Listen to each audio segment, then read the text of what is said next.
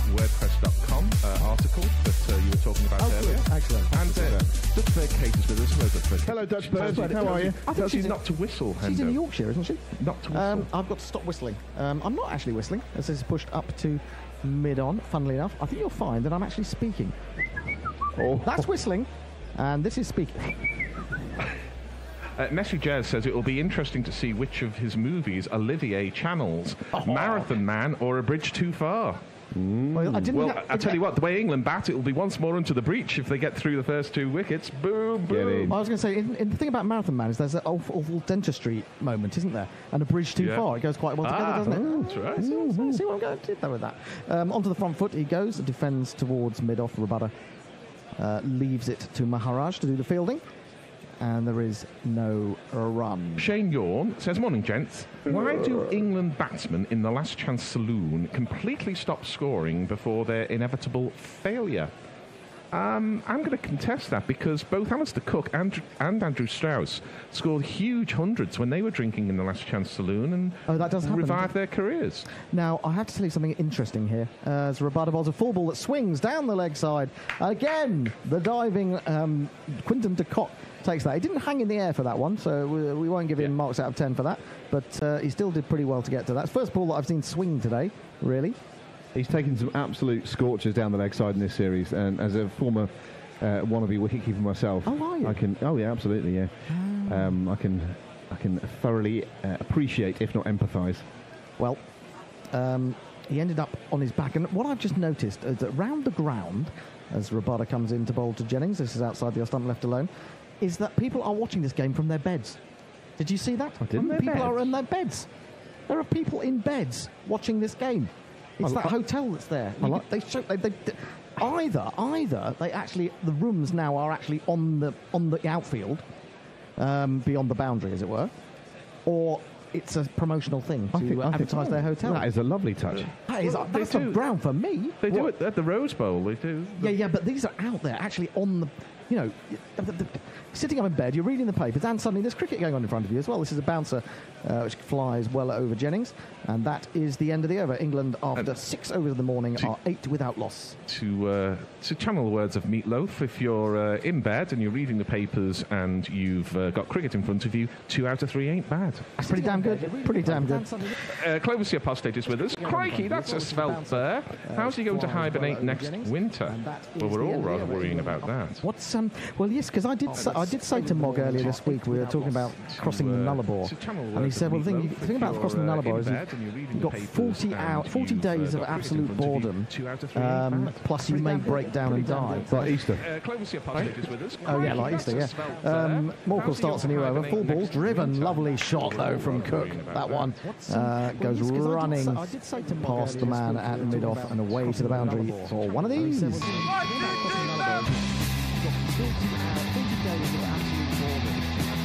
I did say, basically, if we break down, the only thing we can do is kill the bear and live on his carcass. But we've only got like 28 days worth. Well, exactly. That's my point. Now I'm worried because if we break down, he's only going to last us, well, with the kind of appetite like thing that I've got, I mean, it might only be a couple of days. Could I bags his left buttock? Oh, no, I'm having that. It's tucked away through mid-wicket past the man at short leg. Should get back for a couple. No, they won't. Just the one. Like the raft of the Medusa. They have to start eating each other in the Nullarbor Desert.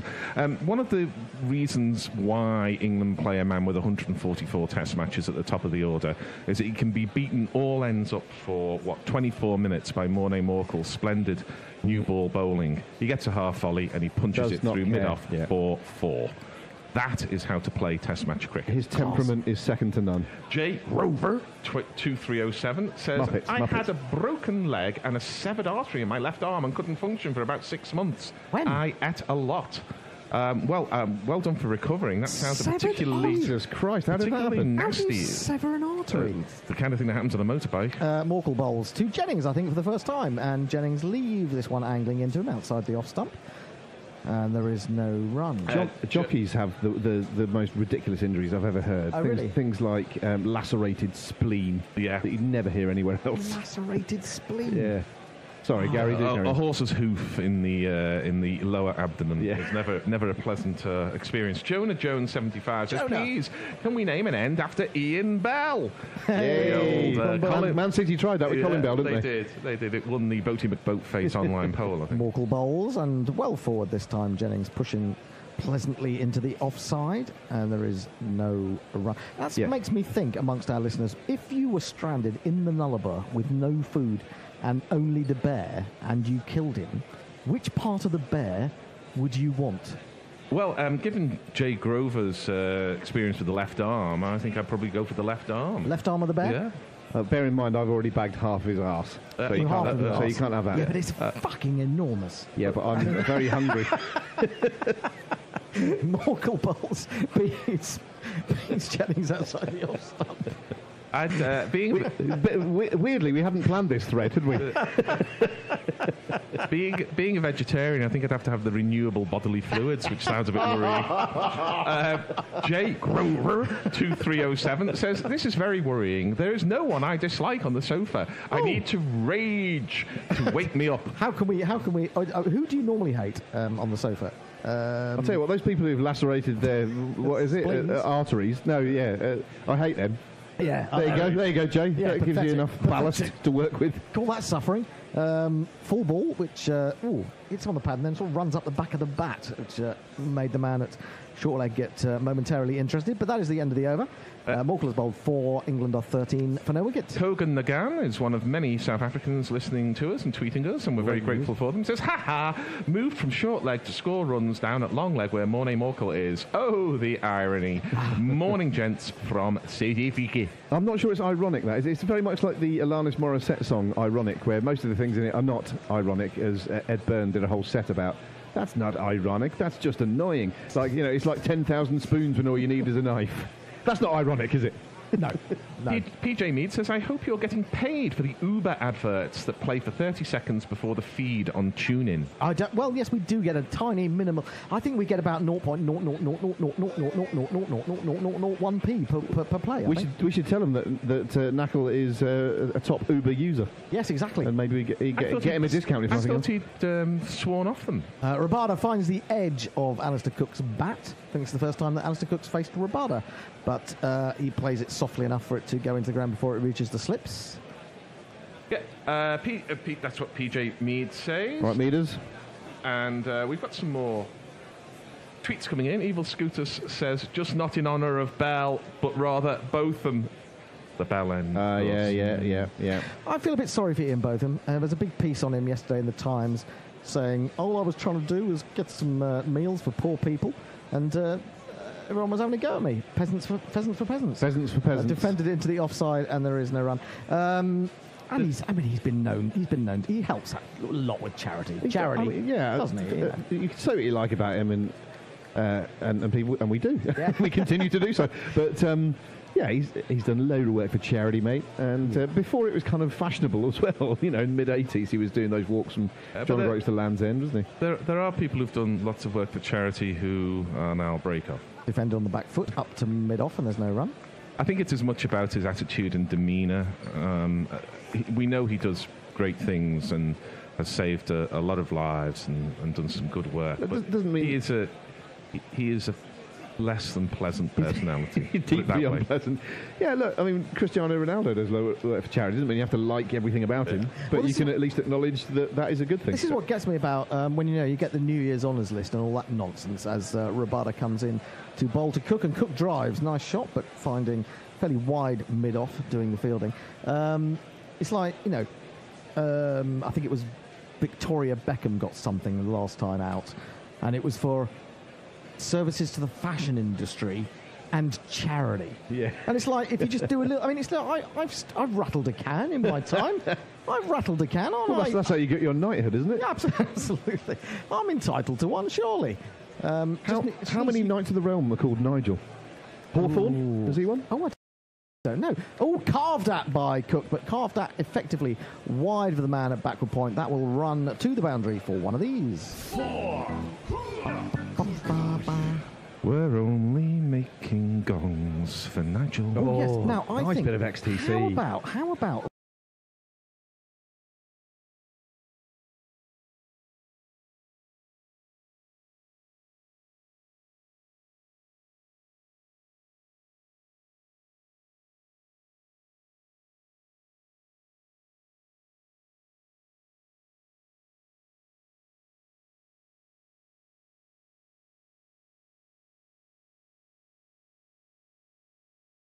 Rabada in to complete his fourth over. Onto the back foot goes Cook, jabs it down to Gully, and there is no run. It's the end of the over. No, it isn't. Yes, it is. Yes, it is. Yes, it is.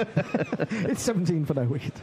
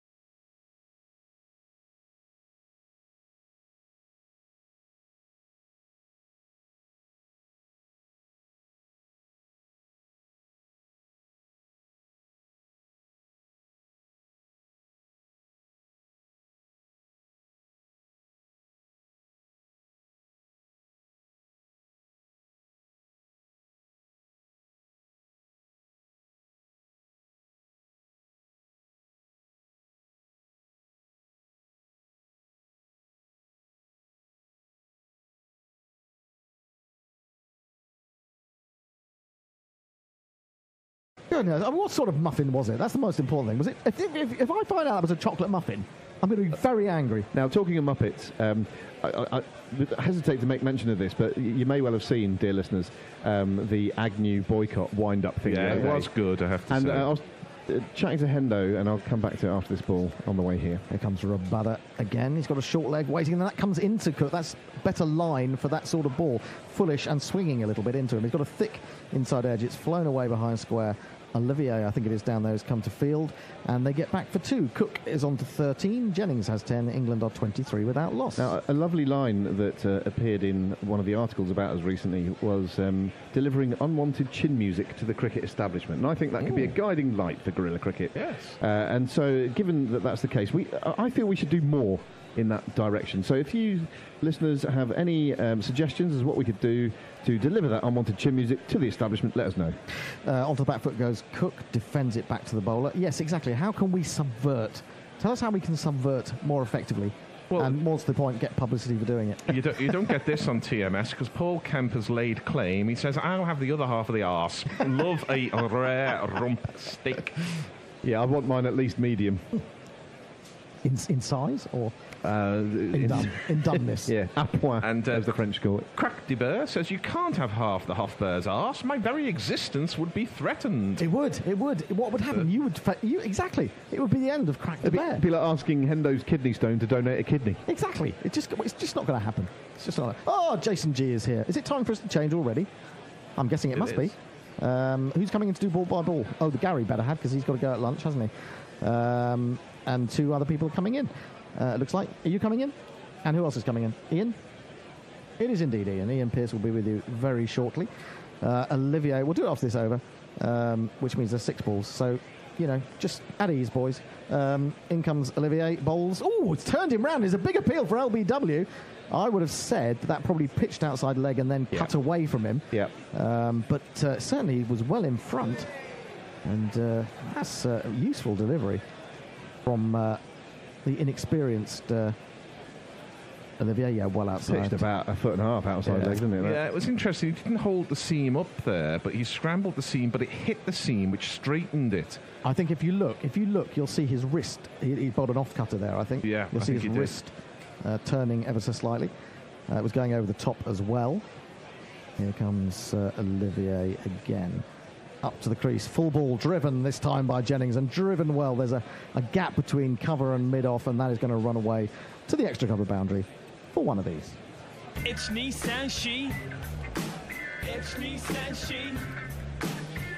He didn't fully commit to that shot, Jennings, but he certainly got enough bat on it to get it to the boundary, and it was a long half volley. He didn't need to do anything to play the ball under his eyes, but for a man whose place is certainly under threat, he'll be feeling all the better for that. Got very cue an edge next ball. Yeah, he's got a very high head when he plays the ball. He doesn't sort of crouch into the shot. Like there's some talk about the front knee needing to bend just to get the head further over the ball, but he didn't need to there because it was the long half volley. Onto the back foot this time, just drops it up to mid-off, and there is no run. He's not as thick set as Trescothick, but he does have something of Trescothick's economy of movement. The weight goes across, over the crease rather than across side to side, if that makes sense. It's a beautifully euphemistic way of saying he doesn't move his feet. No. Lots of empty seats at Old Trafford. Disappointing to see. I don't know what the prices are. They're usually a lot less than they are, a lot expensive than they are in London, but this is it's not much better up north, isn't it? It's not helping the cause really of Old Trafford. It does a lot of ground redevelopment, and then people don't go and watch the cricket. Still, Les Dawson's made it in the crowd, you see. This is just outside the line of leg stumps. Back to him by Jennings. Well, it's obviously just because that season of that sport that we rarely see anything about in the press and on the media these days is apparently returning tomorrow. Although I never noticed it had gone away. My heart always sinks when the football season starts. Oh, no. It's terrible because I'm